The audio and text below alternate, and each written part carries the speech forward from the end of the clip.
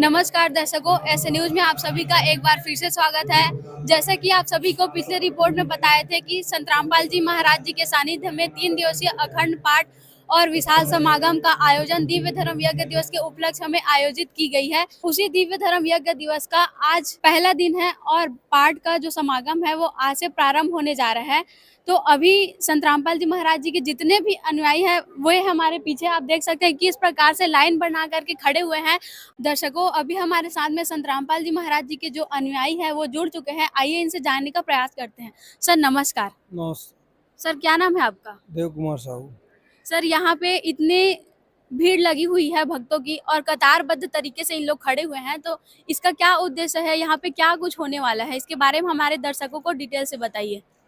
आज दिव्य धर्म यज्ञ का प्रथम दिन है और ये लाइन इसलिए लगाया गया है कि आज हमारा भोग पाठ प्रकाश चालू होने वाली है, हलवा प्रसाद आ रही है, उसी की लिए लाइन लगाया गया है, जिसके ग्रहण करने से भक्तों को बहुत सारे लाभ मिलते हैं।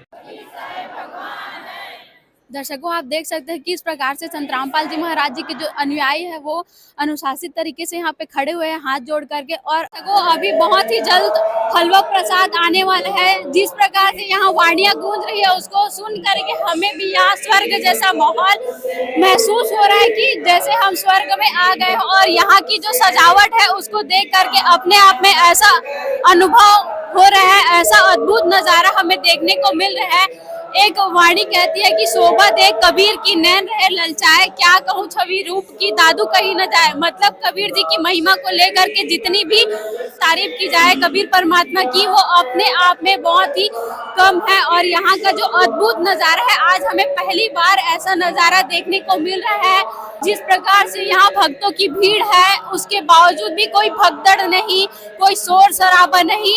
रास्ते में जल छिड़कते हुए संत रामपाल जी महाराज जी के जो शिष्य है वो प्रसाद को लेकर के आ रहे हैं। इस प्रसाद में कितनी शुद्धता होगी वो अपने आप में इस दृश्य को देख करके हमें अनुभव हो रहा है कि इसको किस प्रकार से कढ़ाई में रखा गया है और सफेद कपड़ों से इसको ढका गया है। साथ ही साथ में संत रामपाल जी महाराज जी की जो वाणियां है वहाँ इतनी जोरों शोरों से गूंज रही है, अपने आप में मानो स्वर्ग जैसा माहौल यहाँ हमें महसूस हो रहा है। दर्शकों, जैसा कि अभी आप लोगों ने देखा कि संत रामपाल जी महाराज जी की जो अनुयायी है पाठ का समागम प्रारंभ करने जा रहे थे और अब ये पाठ जो है शुरू हो चुकी है। किस प्रकार से संत रामपाल जी महाराज जी के जो अनुयायी है वे दरबार साहिब में बैठे हैं और अमरगंज साहिब का पाठ कर रहे हैं। साथ ही साथ में जो अमरगंज साहिब है उसमें चंवर भी की जा रही है। आखिर चंवर का क्या महत्व है, इस पाठ का क्या महत्व है, यहाँ पे जो दरबार साहिब में बहने हैं उनसे हम जानने का पूरा प्रयास करेंगे। मैम, जैसा अभी हम लोगों ने देखा कि आप लोगों ने पाठ समागम स्टार्ट किया, वाणियां पढ़ी, तो यहाँ पे और क्या क्या होंगे? इस पाठ को पढ़ने से लोगों को क्या लाभ है, हमारे दर्शकों को बताइए। ये पाठ की अमर वाणी पढ़ने से वातावरण शुद्ध होता है, मन आत्मा पवित्र होती है और जितनी बुराइयां हैं वो सारी दूर होती हैं। और चंवर सेवा भी होती है गुरु जी की दया से। ये पूरे विश्व को तारने के लिए ही परमात्मा जी ने समागम किया है। हम दरबार साहिब में पहुंचे हैं और दरबार साहिब में जिस प्रकार से यहाँ की जो सजावट की गई है उसको लेकर के हमारी जो टीम है उसको देखने पहुंची है। जैसे पुराने ज़माने में जब हम देखें झांके तो जो राजा महाराजा हुआ करते थे वे अपने समय में हवन यज्ञ कराया करते थे। लाखों की तादाद में साधु संत आया करते थे हवन यज्ञ करने के लिए।